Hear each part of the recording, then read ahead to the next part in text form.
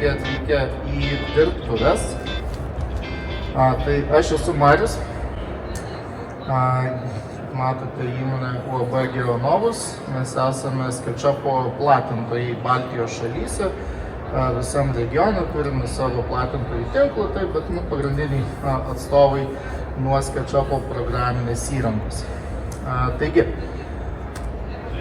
per šias dirbtuves, jeigu norite prisijungti kartu, arba net jeigu nenorite, vis tiek labai rekomenduoju šitą nuorodą išsisaugoti arba ją įsivesti. Čia tiesiog ją įvedus, įvesite L paštą ir gausite visus failus šiom dirbtuvėm, kurie yra skirti. Ten taip pat bus ir promptų rinkinys, kurį vėliau jūs ir namie grįžę galėsite panaudoti savo projektuose, savo kitose vizualizacijose, bet apie tai visą kitą toliau.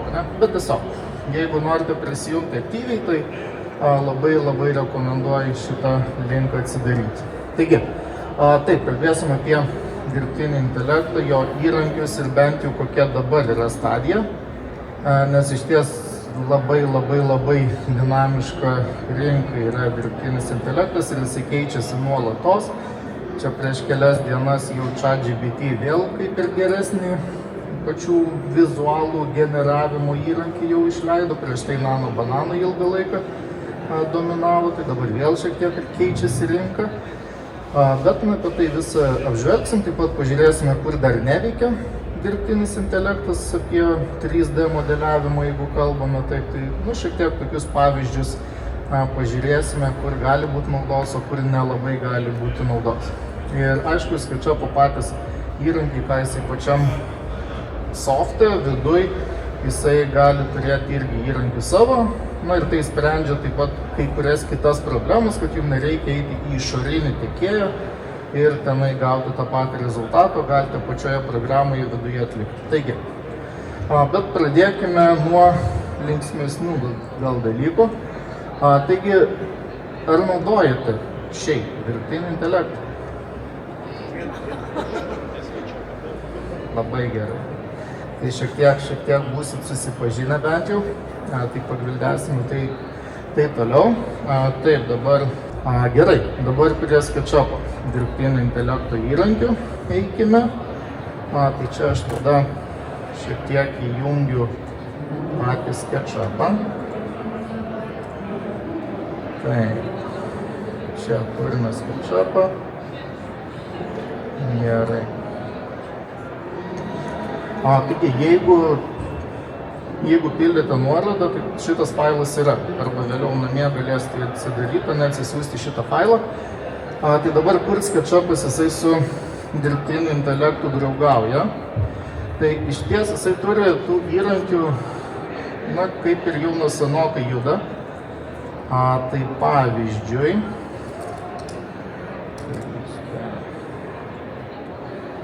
taip pat 3D Warehouse'as, kur yra 3D modelių biblioteka. Taip, aišku, čia darom kitaip šiek tiek, net ta naršyklė, net pažįsta manęs, štai. Tai čia irgi, jisai turi tiesiog paiešką pagal paveikslėlius. Tai čia mes turime būtent, pavyzdžiui, čia kėdė turi būti, šita kėdė.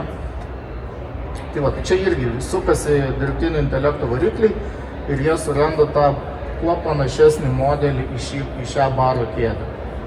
Tai čia, jeigu tiesiog su klientu sutarite, kuri jums yra pati fainiausia, naudingiausia kėdė, ir kad jums nekurti pačio modelio patiems, įmetat paveiksliuką ir jums suranda patį arčiausią atitikmenį, bet aišku, nėra tokio bibliotekoje, čia mano buvo jau pačio sugeneruotas, dėl to randa kažką panašaus. Bet čia visus kitus jos šiek tiek skiriasi, spalva atitinka, aukštis gal atitinka, bet vis tiek yra kitų niuansų.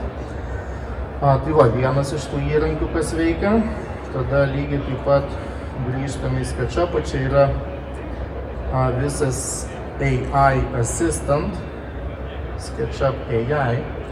Tai čia per šį asistentą, jeigu jį paspaudžiate, tuomet yra du pasirinkimai. Arba galite su juo kalbėtis, kaip su tiesiog asistentu, kuris išmano pačią programinę įrangą ir ten galite paklausti, ne? How to make a chair for a bar. Na va, jis tada pradeda galvoti ir jums atsakys į klausimą, ne? Toks detaliai, step by step, kaip viską padaryti. Tada kitas įrankis yra tas pats generavimas 3D objekto. Tai vėlgi paimkime tą pačią, paveiksliukai, jo, net tie paveiksliukai, reikia daugiau paveiksliukų ieškoti, baro kėdė. Čia.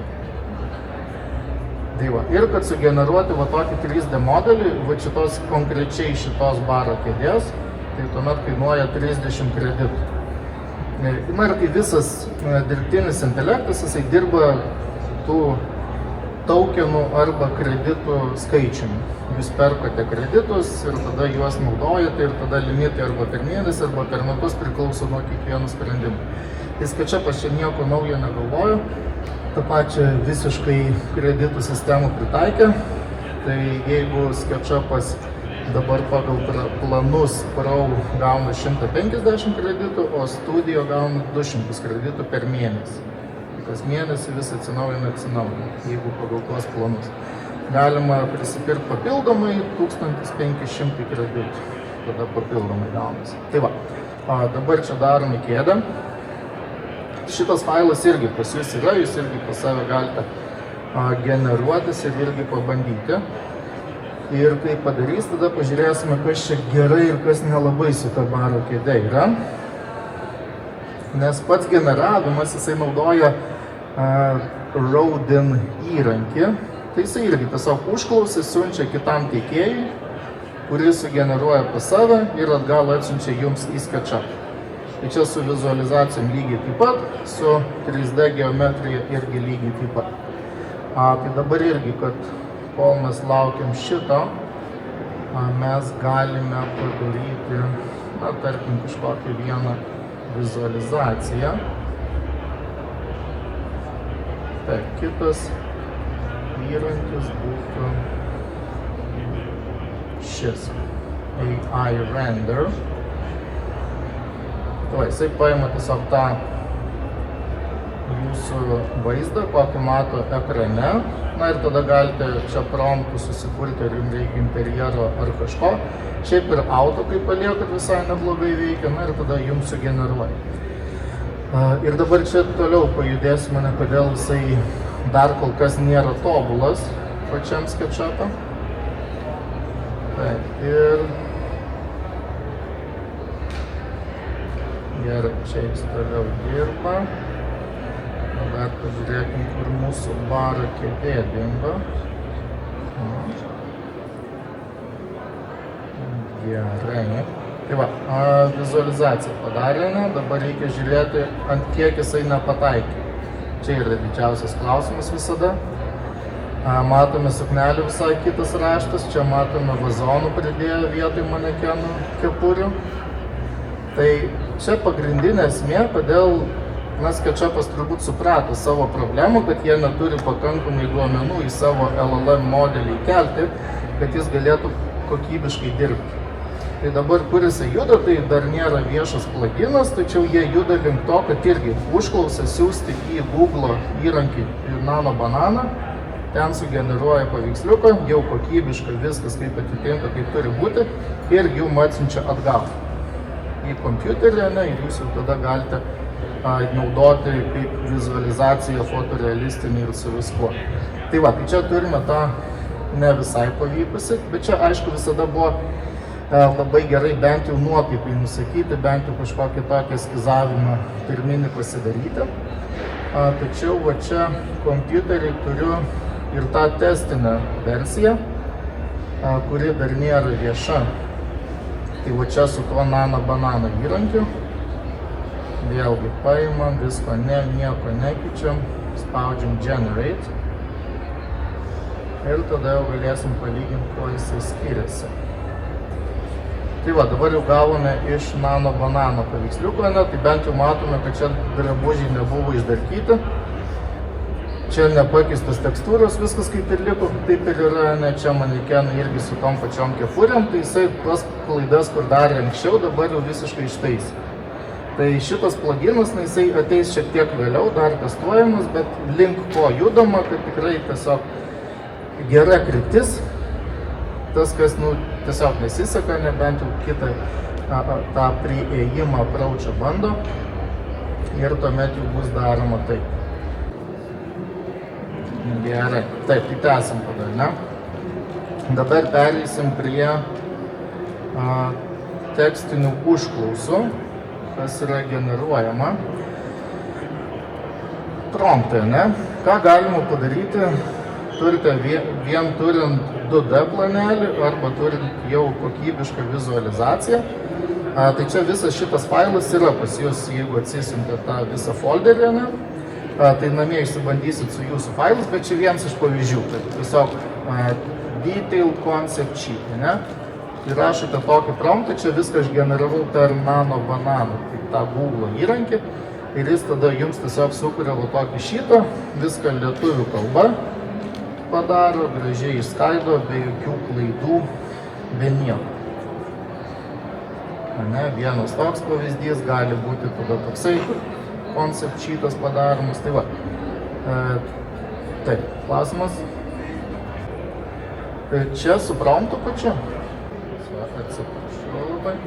Gerai, čia prompto esmė, kad sukurti profesionalų concept sheetą ir tada kas yra iš nuotraukas generuojama. Čia tiesiog moodboard layout, including concept alt, color palette ir čia viskas šitas kablelis yra išdėstoma, ką jūs norite gauti pačiam concept sheet. Jeigu kažko nereikia, nereikia spalvų paletės, tai nerašot spalvų paletės. Bet jeigu viską parašo, tai jisai jums ir viską padaro.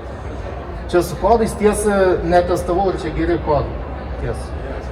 Jo, čia klausimas šiek tiek, ar geri kodai patys.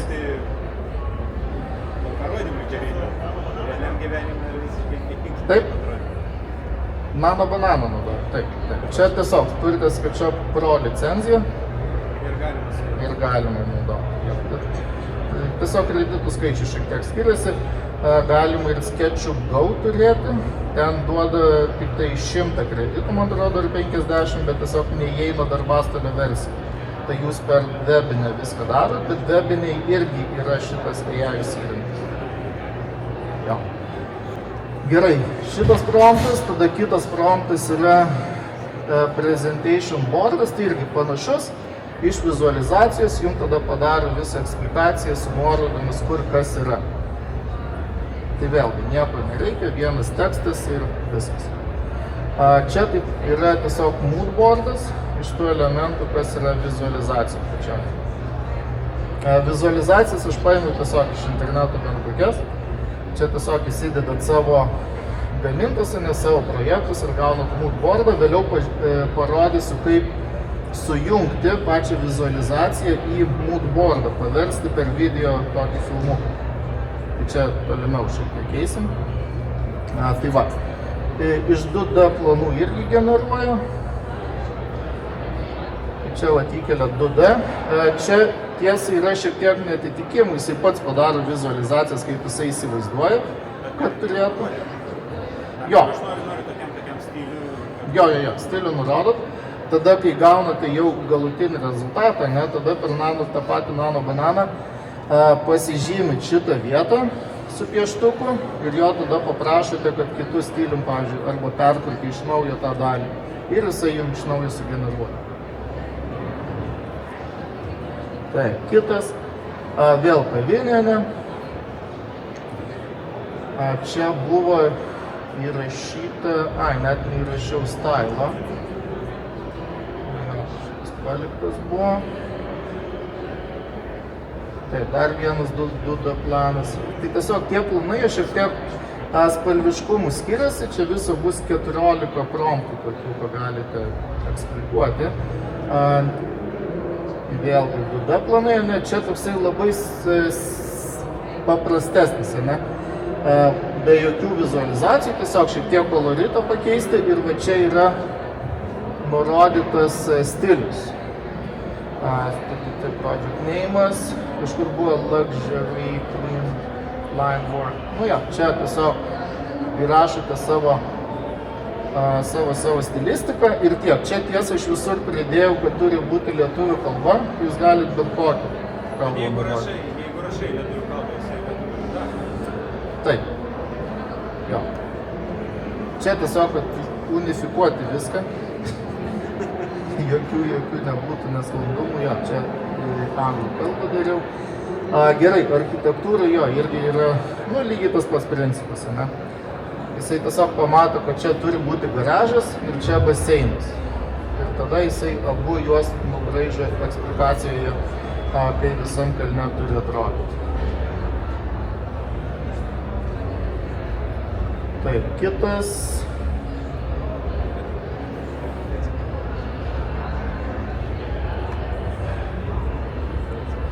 Taip, čia toksai sketchinis pavyzdys. Tai čia bus 10 promptas. Net sketchinis tiesiog iš tokio padaryti. Dar viena jo paletė tiesiog. Tada kitas vėlgi sketchinis. Front view ir taip pat jisai vizualizacijos top view. Tai čia viskas tas ir būna nurodyta, ne? Background. Taip, tai čia vat floor plan, front view, 3D view. Tai visi šitie, jeigu keičiate, jisai ir kitką padaro. O bandėt parašyti promptą, kad jisai, pavyzdžiui, su medžiagom iš, tarkim, kažkokios tai parduotuvės, kad jisai nuskinuotų, pavyzdžiui, senukų kažkokias ten leitelės dar kažką atrastų tenai pagal stilių ir kad nurodytų gal su nuorodom, su iš kur. Jo. Taip, tai klausimas, ar tiesiog rašant promptą galima duoti reference, iš kur paimtume tekstūrą, medžiagiškumą ir visą kitą. Tai jo, tas įmanoma, čia nėra šituose visuose, bet jūs galite arba kaip atskirą paveiksliuką įkelti, savo jau sutartų moodboardų ir visą kitą, ne, su klientais, arba iš... Jo, arba nurodote produktų linkus. Bet čia jau mes turim turėti produktus, aš turiu omeny iš kitos pusės, kad jisai čia sugeneruoja, pavyzdžiui, iš vizualizaciją sugeneruoja ir pritaiko ten, čia bus tokias spalvą ten grindis, ne? Ir kad tos grindis nuoroda į senukus ar dar. Ok, tai tada mintis, kad tiesiog visą interjerą padarytų iš senukuose esančio asortimento. Kaip pavyzdys. Jo. Tai jo, irgi linko šaltinį iš kur ir tada nebandžiau ties. Nu, aš ir klausiu, ar... Šito konkrečiai ne, bet tikrai bandžiau, kai įkeli jam paveiksliuką reference.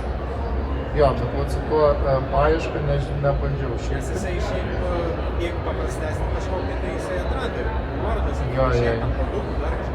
Bet kaip jisai veikia visai koncepcijai, ar jam per daug ieškoti tiesiog, ar jisai vis dėlto kažką atrado? Tai ką čia, tuoj. Keli liko, pabandysim, gerai. Gerai, šitas taip, tada vėl architektūrinis, vėl eksplikacija, visas dalis. Čia yra vieno baldo išskaidimas, tai čia ta pati baro kėdė, kur mes prieš tai kėlėme. Šitas išskaidimas, visi varžteliai parodomi, kur kas turi eiti, viskas tas. Bet jisai čia irgi pats sugalvoja, kur tai turi būti. Viskas jo sugalvota. Bet jūs promptą galite pasakyti. Jo.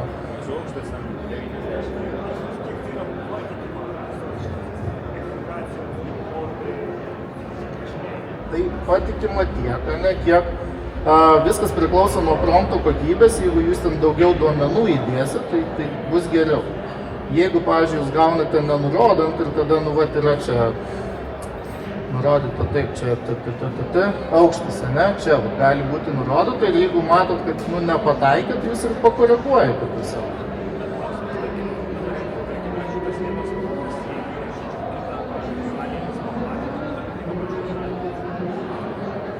Geras klausimas. Gal tik tai rašyti. Jo, gali ir tiesiog įrašyti. Jis gali užrašyti. Nes, nu, kaip ir tą intelektą jūs gaunat rezultatus, bet, nu, negalima nepatikrinti rezultatų. Nes turi būti asistentas, o ne vietoj jūs darantis viską. Kol kas. Jo, čia kol kas. asistentas. Ok, gerai, tai čia patys promptai, dabar grįžtam prie modelių. Aš esu tikras. Ok, gerai. Grįžtam, ne?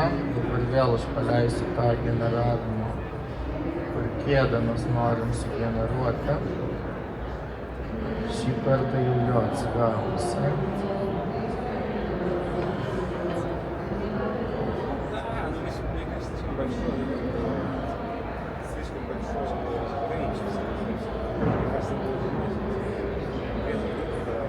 Gerai, čia taip paleisim, dabar vėl grįžtam, ne? Prie paprastesnių dalykų, tai čia pažiūrėjom dabar šiek tiek vizualizacijas. Prie jų mes dar grįšime, tiesiog ne per SketchUp'ą generuosim per kitur, bet kadangi čia jisai nano bananą gali paimti ne iš savęs, tai tiesiog vienas tą stepą apeisime, ne? Bet dabar dar dėl kitų visokių panaudojimų būdų, tai nežinau, gal bandėt, kad galit tiesiog gaunat naują projektą, ne? Ant popieriaus nusibrėžėt planiuką maždaug, sienas, įmetat į dirbtinį intelektą ir tiesiog paprašot, kad jums padarytų baldų išdėstymo schemas kokias 4 skirtingas. Tai čia tas irgi gali veikti. Čia pavyzdžiui. Ne.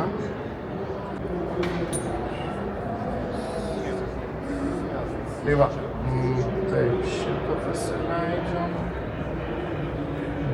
Ir šitą. Čia tiesiog dirbtiniam intelektui, toksai vienas planiukas sumaitintas, ne? Ir tada jisai padaro tokį rezultatą, skirtingą išdėstymą, ne? Aišku, čia viskas veikia daug geriau, jeigu jūs ant planiuko parašot, kad čia turi būti miegamasis, čia turi būti virtuvė bent jau. Ir jis tada jau bent jau nesumaišo, nepadaro miegamojo arba virtuvės tom pačiam kambarį. Čia, aišku, tas daug geriau gali veikti. Taip pat kitas atvejis, kur nelabai jisai veikia. Čia, pavyzdžiui, ne? Irgi tas seno buto planas buvo sumaitintas. Čia toks planas buvo. Kame buvo problema?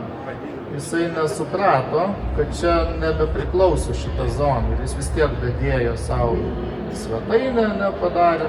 Tai sprendimas, aišku, būtų tiesiog pasikoreguoti tą planiuką, kad nuimti va šitas ištęstinės sienas, kad jisai negalvotų, kad čia papildoma kažkas. Jo, tai okupavo šitą papildomų vietų. Tai va, jisai gali tokią padaryti. Tada, pavyzdžiui, dar kitas. Paleisiu kitą modelį pajaus. O pavyzdžiui, pačiam SketchUp'e iš 2D modelio galima 3D padaryti? Jo, čia kita tema, kur aš dabar ir tikiuosi padaryti. Gerai, dabar prie to 2D generavimo. Tai va, į skirtingus įrankius, tai čia ChatGPT, Claude'as, Gemini, Grok'as buvo įkelti tie patys 2D planai, tokie tiesiog planai. Ir tada užklausa buvo, kad iš 2D planų jisai sugeneruotų Ruby kodą pagal matmenis, kokius jisai čia mato pačiam paveiksliuke. Ir pagal tai tiesiog kodas generuojamas ir tada tą kodą copy-pastinat į SketchUp'o konsolę ir automatiškai gaunate geometriją 3D. Tai va, tai čia toks buvo tokia užklausa. Ir dabar ką jisai gavo, tai nuoširdžiai arčiausiai bent jau vaizdo yra ChatGPT generavimas. Jisai bent jau kažkokią struktūrą išlaiko. Čia reikėtų tiesiog gavus modelį kelias sienas prasitrinti arba dadėti papildomai, nes jisai kartais va tokį dvigubą supranta, kad 2 sienos turi būti atskiros. Tai iš šito jisai padaro tokius dalykus, pavyzdžiui, tas pats Gemini Google'o, čia jisai davė atsakymą, kad aš tau padarau pagrindinę sieną, su visą kitą pats pasidaryk, nes čia nėra sunku. Tai va, Nes iš ties, nereikia perspausti kartais. Su dirbtiniu intelektu jisai lengvus dalykus galim ir patiems pasidaryti, o Grokas, tai čia Elono Musko intelektas, jisai visiškai ir mastelio netitaikė, padarė dvigubai didesnius viską ir pačių patalpų netitaikė, tai bent jau ten tai nelabai reikia viskas. Tai iš šitų bent jau šiai dienai, tai ChatGPT bent jau į tą pusę kažką padarė. Jeigu yra tiesiog pačiam skaičiavimai, yra jau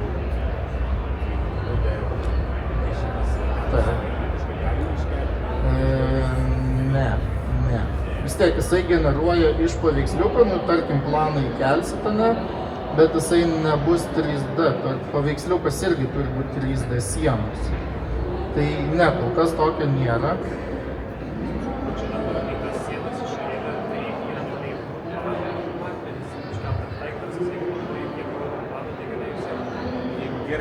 Jo, aš kai testavau, pavyzdžiui, jisai tą atstumą ėmė ne vidinių, bet pavyzdžiui išorinių sienų. Tai jisai kai kur nesuprato pačio atstumo ilgį. Pavyzdžiui, imkime šitą patalpą, čia turi būti 4,13 šita siena. Taip, čia turi būti nauja patalpa ir tada žiūrim tiesiog, čia jis padarė 4,00.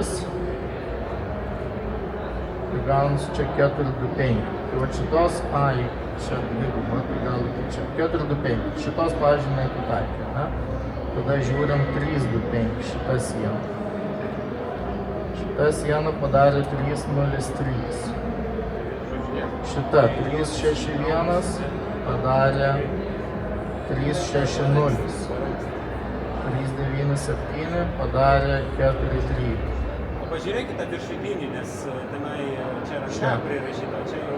Gerai, taip, 2,04, tai čia reikia žiūrėti, kuris į 2,04 padarė. Neima čia, ne, gal nuo čia. Čia 2,05. 2,04. Tai va, nes čia irgi neturėtų būti dvi sienos, čia yra viena siena. Jisai padarė dvi ir tada reikia šiek tiek spėlioti, kuri čia teisinga siena. Ten 3,15, tai čia yra tik, šitą atitaikė, šiaip 3,15. Vien. Tai va, čia dar yra, ne viskas veikia. Kol kas. Gerai, eikim. DVG brėžinį 2D, jis iškels sienas, gerai? Irgi klausimas. Nuoširdžiai. Nes jis jam už... Ne DVG, o ten tas atviras. Jeigu įkeliat ne paveiksliuką, tai buvo į AI, o įkeliat patį DVG. Bet ne DVG nenuskaito tą kitą D... DXF? Jo, atvirą tą. Jo. Pabandykit. Nebandžiau. Gerai, eikim tada, nedaug laiko liko, eikim prie gerų dalykų, kas viskas veikia ir visa kita.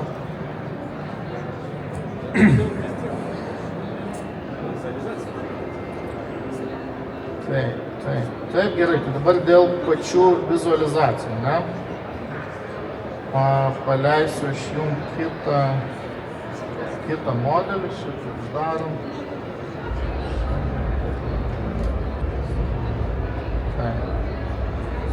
Gerai, čia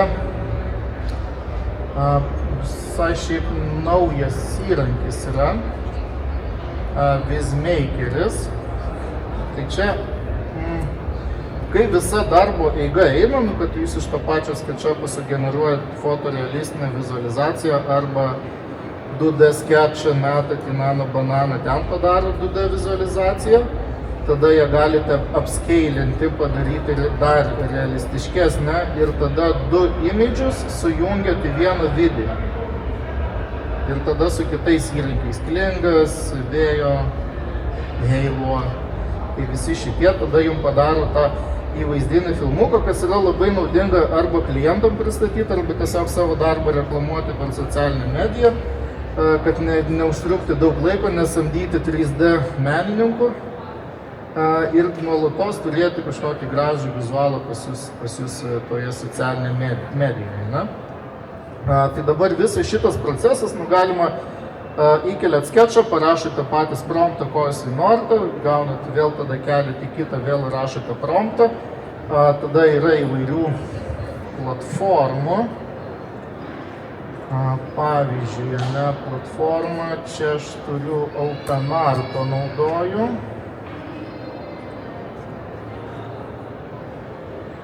Tai, video, ne? Tai va, OpenArtas,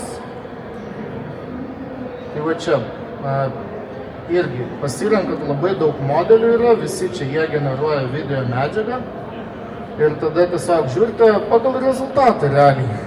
Jie visi labai skiriasi, išbandote kokius 3 ir žiūrite, kuris geriausiai jums veikia. Klinga, visi Seedance'as, man pačiam dar šitas Minimax'as visai neblogai veikia, ir tada ką galima gauti iš šitų video, tai pavyzdžiui tos pačios parduotuvės tokius video, perėjimus tiesiog. Nes čia yra tiesiog dvi scenas įkelt, čia video eksportas jo buvo įkeltas čia. Jo, tai čia tiesiog, kad video daryti, tai pasidarėte labai daug įvairių scenų. Ir čia buvo tanktas. Jo, tanktas tiesiog nuo šitos scenos, tada iki šitos scenos eksportuojamas video, tada šitas video įkeliamas į įrankį ir jisai padaro pats tą realistiškesnį vaizdą. Galite tiesiog tų daug sekvencių padaryti, kad būtų šiek tiek daugiau kokybės, nes jeigu už sienos, o šitoj vietoje, jeigu jisai nuo paveiksliuko iki paveiksliuko neturi informacijos, kas tenai turi būti, tai jisai pats sukuria tada. Tai dėl to geriau yra trumpesniais atstumais daryti, kad tiesiog kuo daugiau informacijos pats dirbtinis intelektas turėtų. Tai va čia tų OpenARtas gali būti Krėja, gali būti Opusas, labai įvairių daug platformų, nes visi dabar Androidai visi veikia tais pačiais kreditais, nieko čia kitaip neveikia. O dabar šitas įrankis, kur čia mums 10 minučių liko, tai va čia realiai vienoj vietoj. Kas yra patogu, kad jūs tiesiog užlaudinat naują paveiksliuką. Čia pasiimkime, padarykime, kokią čia vizualizaciją, dar šitos nedariau, man atrodo. Jo, kilimą. 1, 2, va tokį smooth transition. Tai va, eksportuojam 2D grafiką.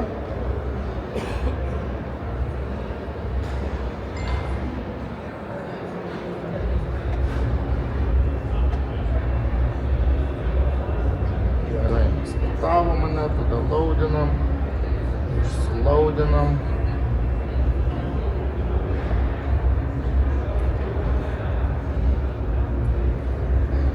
Šito va čia labai gerai, kad yra jau paruoštukai promptai, jums nereikia patiems rašyti nieko, jums nereikia generuoti, jis pats jau turi primaitinti labai daug įvairių variacijų, čia galite moodboardus daryti, šitus tuos pačius, ką mes jau darome prieš tai pagal promptus, Tai čia vienam įrankė, tai čia va pirmą pasidarome tokį tiesiog į renderį, užsikraunam, vėl grįžtam ir taip tiesiog visus užsimaitinam.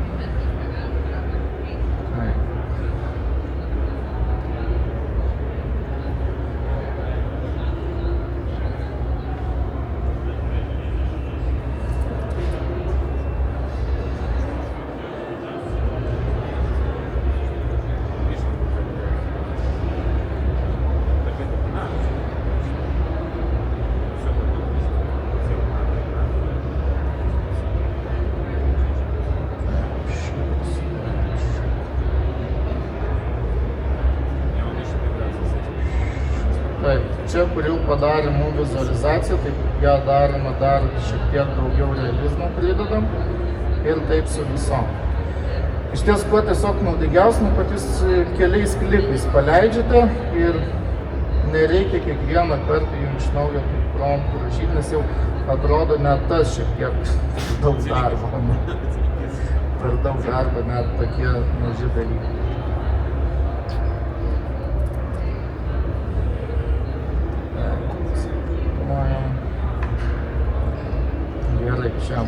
padarė, ne, čia vėl realizmų pridedam.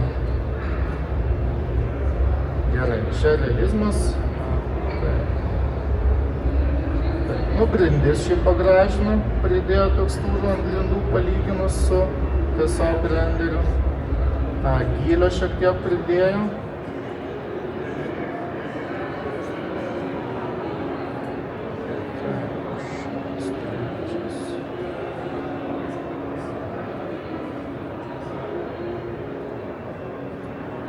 Kur mūsų uploadingas yra.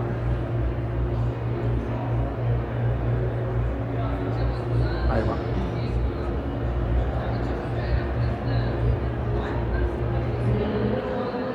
Gerai, kai jau turime du su realizmo, ne, tada darome perėjimą nuo vieno paveiksliuko į kitą paveiksliuką. Tai čia va šitam tada pasirenkame, kad ne image editor, bet kad būtų video creator.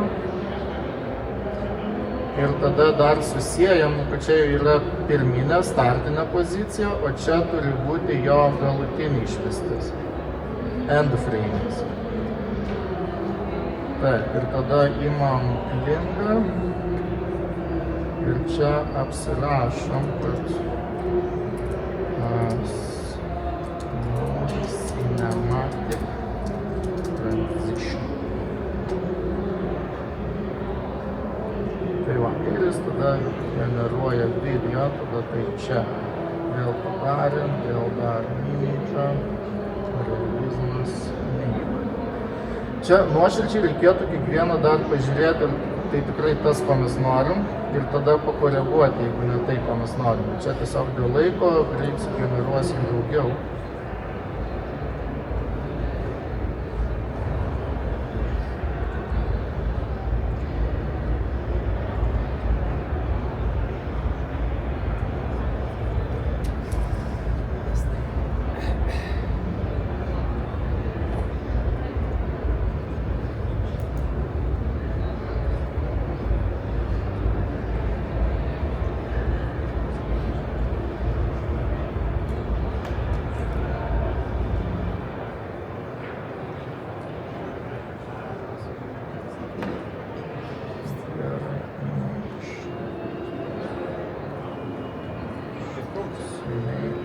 Gerai, mes turime čia video, tada mes turime nuo šitos vizualizacijos pereiti į kitą.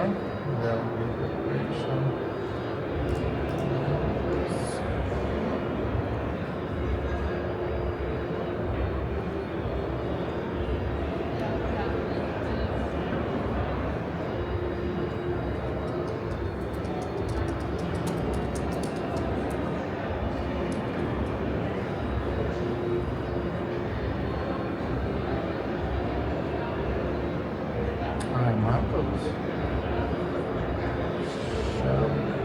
Jo, nedaviau jam end sceno, nes jo turi būti taip.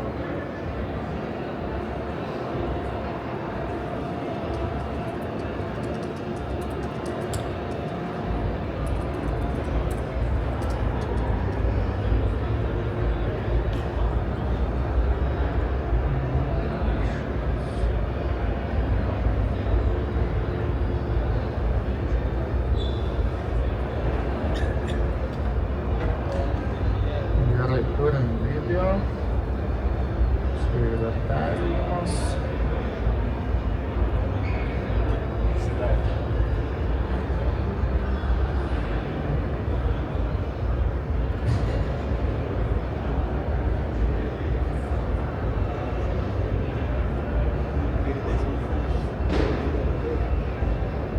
Šitas kur netiko, šitas kur blogas. Turi būti nuo objekto link objekto ir tada jo. Šitas vėl daro video creatorius, vėl klingas, vėl šitas. Čia įvėlai, čia end scenas.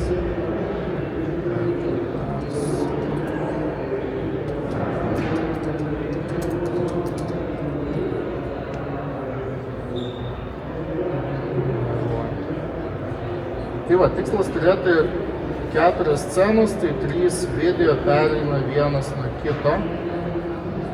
Tai ir čia be šito Vizmaker įrankio lygiai taip pat jūs galite per išorinius Nano Banana eina ChatGPT, jie visi atskirai darote, atskirai generuojate iš vienos vietos, keliate į kitą vietą per kitas platformas, Klingas, Seedance, Halo ir visi kiti vėl lygiai taip pat. Užmaitinate 2 frame'us, 2 paveiksliukus ir tranziciją tarp jų, arba kažkokį kitoks. Tai čia lygiai tas pats, kur pačioj pradžioj rodžiau video Tomo Sakro, kur ten interjero dizaino darbai kaip buvo padaromi, tai čia lygiai tas pats principas. 2 nuotraukos, 2 paveiksliukai ir tranzicija nuo jų. Tai gali būti dinaminė, gali būti statinė, kokie tik nori. Taip, šitą atsisinčiam. Ir dar vienas video mums liko.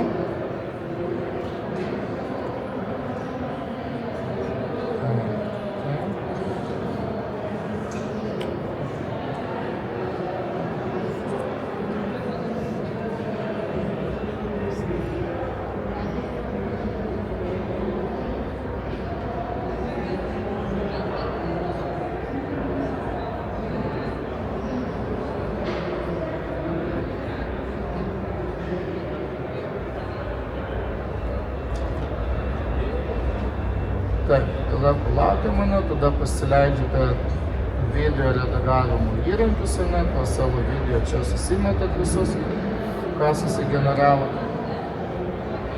Ir tada čia pagal modelį, jo, čia turi būti paveiksliukas, o ne langas, tai pačiam pirmam promptui jisai blogai suprato, kad ten langas, tai tiesiog reikėtų iš naujo sugeneruoti, kad nebūtų tokių klaidų palikta. Čia kadangi vien laikas spaudžia, tai va.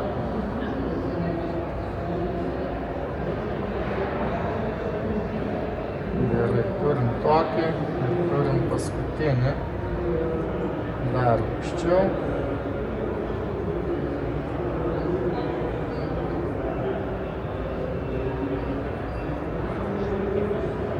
Ir trečias. Tai va, tada gausi, kad iš tų 4 scenų turim 15 sekundžių tokį video pasidarė, kur pasidarote daug scenų, ne per interjero projekto, tada į Canva template'ą kažkokį susimetate ir viskas, ir kur savo įvaizdinį filmuką į social medias įsikelti. Čia 10 minučių pirkau padaryti, ne tokį. Tai va čia yra esmė, greitis. Ant kiek jūs palyginus su kitais interjerų dizaineriais galite greičiau atlikti ir tuos pačius fotorealistinius pristatyti klientui imidžius, ne paveiksliukus. Tai čia vat ir tame visa nauda didžiausia ateina. Ir aišku, kreditai viskas kainuoja papildomai. Bet tada, laikas, pinigai. Kiek sugaišit kreditą dabar? Jo, geras klausimas. Pasižiūrim, šitas Vizmakeris, ne? Čia va šitam vienam bordui, kur buvo daroma pavyzdžiai, ne? Čia ir tą pačią 3D kėdę sugeneravau. Jinai taip atrodo, galite ją tada keltis tiesiai į SketchUp'ą.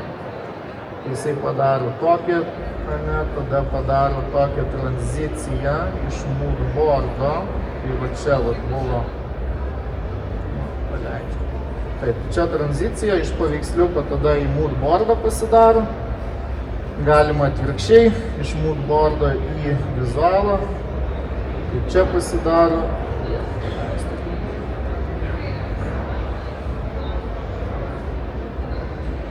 Jo, tokie darosi. Tada čia pasidarė visa mastelis neatitiko irgi iš piešinio į vizualizaciją persidaro. Gerai, tai tas klausimas buvo, jo kauntas, tai visiems tiem buvo 500, čia sunaudojau, tai 150 kreditų sunaudojau tam visam bordui per kelias dienas. Tai čia pinigais tie 500, bet čia tik šitam įrankyje, ne, kainuoja $75. 500. Tai tokių dar 3 kart daugiau negalima padaryti moodboardų už tokią kainą. Bet sakau, galima derinti įrankius skirtingus, ne? Galima pačiam sketchupui su kokiu bus nano banano vien tenai turėti vieną subscriptioną ir generuoti tik tenai ir jau įsikelti čia pagamintą, galima į kitus. Bet visi įrankiai, taip grubiai skaičiuojant, jie mėnesio apie 15-20 eurų visi kainuoja dirbtinio intelekto kaip taisyklė, ne? Kai kurie kainuoja daugiau, bet galima metam ten pirkti ir tada visi kitą susidaro. Bet visi, kad ir koks įrankis, visi kainuoja minimum 15 ir tada up to 30-40. Gerai, tai va, tokie buvo apie dirbtinį intelektą, gal klausimų turite? O pačiam skaičiavę, pavyzdžiui, aš turiu jau nubraižęs būdą. Jo. Pačiam skaičiavę. Aš noriu pačiam skaičiavę iškelti 3D. Čia vis tiek rankutėm, ar galima... Kol kas rankam. Nėra, ne, kad Kol jį kas iškelti rankam. pačiam skaičiavę. Šiaip pluginus reiktų žiūrėti. Jo, pluginus, kas gali, native negali, bet pluginais gal ir būtų sprendimas. Jeigu aš jau turiu 3D modelį, tai tada jau vizualizuoti aš galiu pagal. Jo, nes jam reikia modelio vis tiek, kad pagaminti vizualizaciją. Jo, kol kas tą reikia daryti. Ai, kur linkas, ne? Gerai. Jo, teisingai, čia linkę.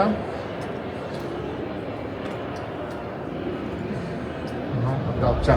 Tai jo, šitą linką įsiveskit į savo paštą, automatiškai gausite laišką su nuoroda į tuos failus. Ir tada grįžę, ten gausite moodboardus, gausite visus šitus promptus, kur rodžiau per prezentaciją. Ta baro kėdė, kur galite patys pabandyti, tai vat, ir failai keli sketchupiniai, kur rodžiau dabar. Tai vat, visą šitą linkę gausite. Gerai, dėkui jums, kad atėjot. Ačiū labai.